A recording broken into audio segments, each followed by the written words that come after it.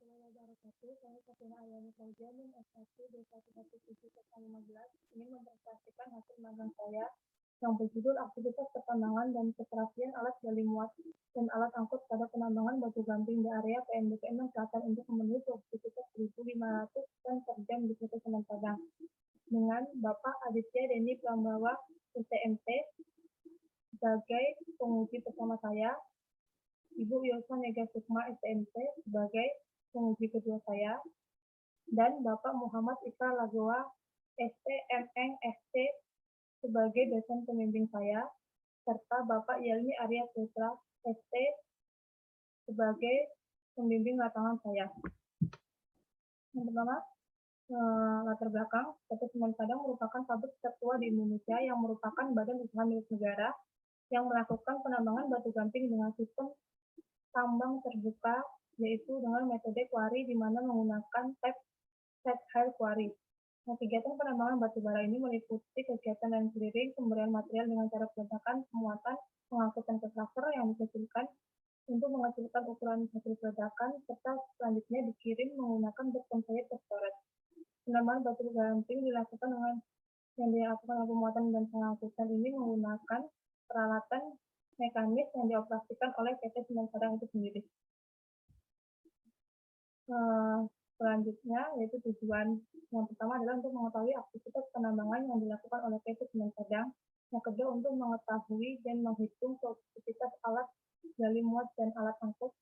Yang ketiga adalah untuk menghitung keserasian kerja alat gali muat dan alat angkut. Selanjutnya, sejarah perusahaan. Perusahaan berdiri pada tahun 1910, tepatnya 18 Maret, dengan nama NV Nederland Kotlet Semen Makati yang dipelopori oleh perwira Belanda Sir Karl Christopher Lau. Selanjutnya, pada tahun 1913, perusahaan sudah mulai beroperasi dengan kapasitas 22.900 ton per tahun. Pada tahun 1942, perusahaan diambil alih oleh pemerintah Jepang di bawah naungan Akano Semen. Nah, setelahnya pada tahun 1945, setelah proklamasi, pabrik diserahkan ke pemerintah Indonesia yang diganti nama dengan nama Kilang Semen Indarung. Selanjutnya pada 1947, setelah agresi militer Belanda 1, kilang minyak diambil alih oleh pemerintah Belanda yang diganti nama dengan NV Padang Portland Semen Makati. Kemudian pada 1958 perusahaan ini dinasionalisasikan.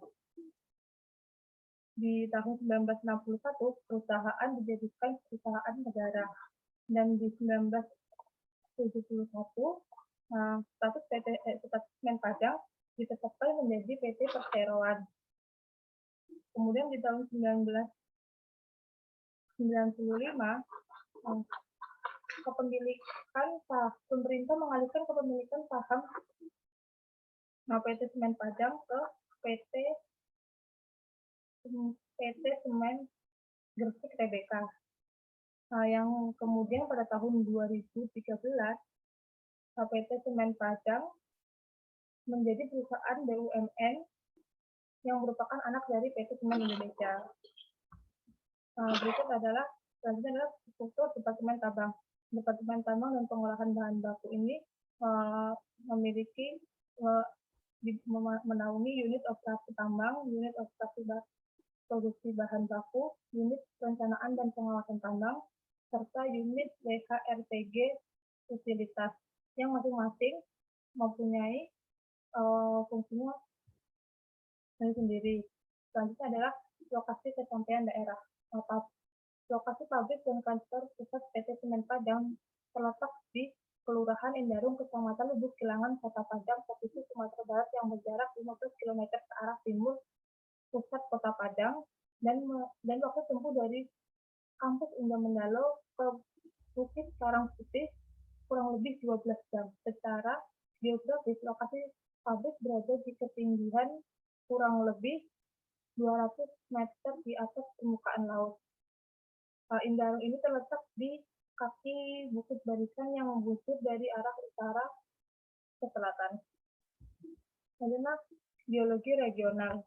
Seperti yang terlihat, morfologi bukit karang putih itu terbagi menjadi dua, yaitu morfologi perbukitan terjal dan juga morfologi lembah. Morfologi perbukitan pada arah barat laut sampai tenggara dan timur ke barat, dan mempunyai puncak yang landai ke utara serta berrelief kasar ke arah selatan.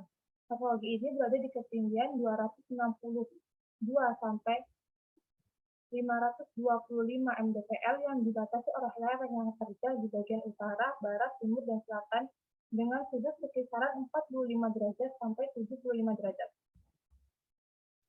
Nah, iklim dan cuaca. Sumatera Barat ini merupakan daerah tropis yang memiliki pola hujan ekuatorial yang ditandai dengan dua puncak musim hujan, yaitu di bulan November dan di bulan Maret. Perubahan intensitas curah hujan ini akan mengakibatkan proses produksi dan menghambat berdampak pada proses produksi dan menghambat penambangan batu gamping di semen padat yang menggunakan sistem pertama terbuka. Berikut adalah tabel curah hujan di bulan Maret 2021. Selanjutnya adalah tahapan penambangan. Tahapan penambangan pertama dimulai dari pioneering. Pioneering ini adalah pembukaan jalan baru ke daerah tambang baru sampai alat dapat ditempatkan. Yang kedua adalah land clearing. Land clearing adalah pembersihan area tambang baru dari vegetasi di sekitarnya. Selanjutnya adalah pengupasan. Pengupasan adalah pengupasan lapisan penutup atau overburden dengan menggunakan ekskavator yang diangkut dengan menggunakan dump truck. Selanjutnya adalah dozing. Dozing adalah pembersihan area pengeboran yang dilakukan dengan area pengeboran yang telah ditentukan yang dilakukan dengan bulldozer. Selanjutnya adalah pengeboran. Pengeboran di PT Semen Padang ini menggunakan alat seperti yang terlihat adalah Furukawa HCF 1500 D 2011 dengan jasa kontraktor yang geometri pengeborannya biasanya sekitar geometrinya di sini sekitar 5,5 kali 5 meter dengan kedalaman lubang bor 10 meter. Selanjutnya adalah peledakan. Peledakan di Semen Padang biasanya menggunakan pola zigzag.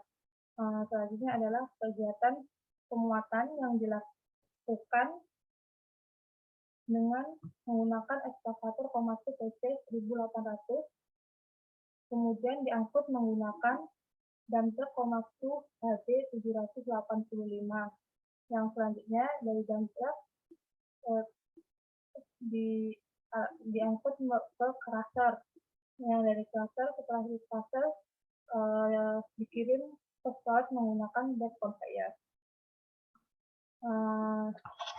Selanjutnya adalah pengolahan semen. Nah, yang pertama adalah persiapan bahan baku.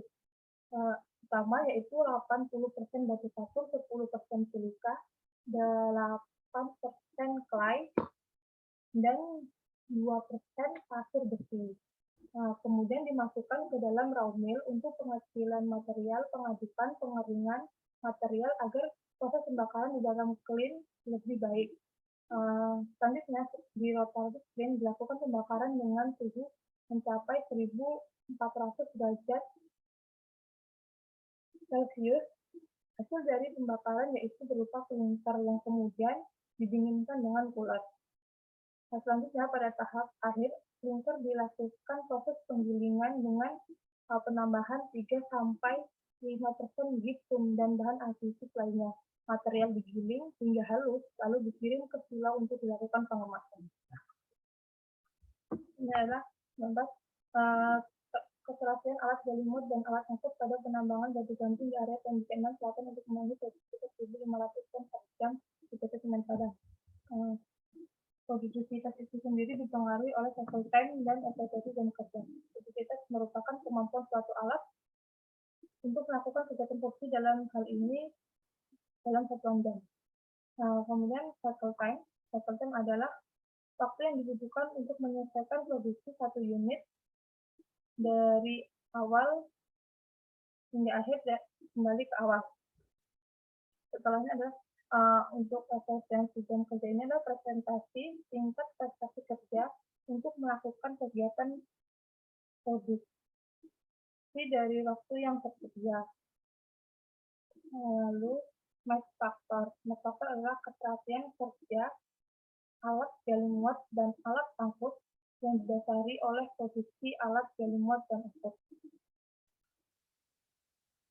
Seperti yang terlihat, produktivitas alat gali muat ekskavator Komatsu PC 1800 adalah 926,705 ton per jam. Selanjutnya adalah produktivitas alat angkut, yaitu dump truck Komatsu HD 785 sebesar 145,56 ton per jam.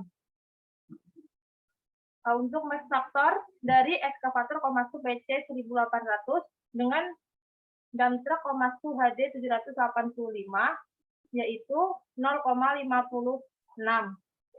Maka secara aktual nilai mass factor yang didapati yaitu mass factor kurang dari 1 yang artinya menunjukkan bahwa alat gali muat bekerja kurang dari 100%.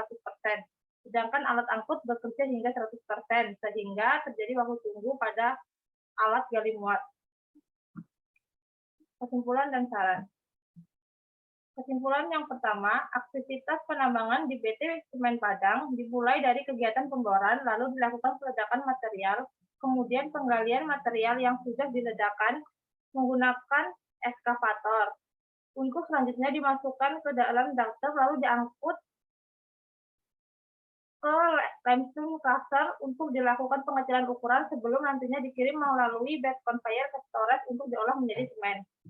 Yang kedua, dari data dan perhitungan didapat produktivitas alat ekskavator Komatsu PC 1800 yaitu sebesar 926,705 ton per jam dan produktivitas alat angkut dump truck Komatsu HD 785 yaitu 145,56 ton per jam.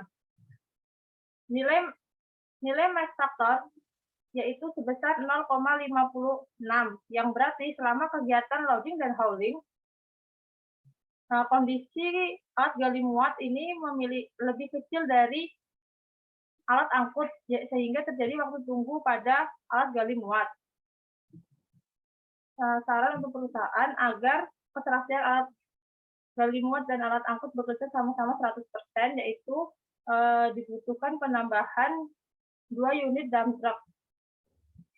Terima kasih. Sekian presentasi yang dapat saya sampaikan. Wassalamualaikum warahmatullahi wabarakatuh.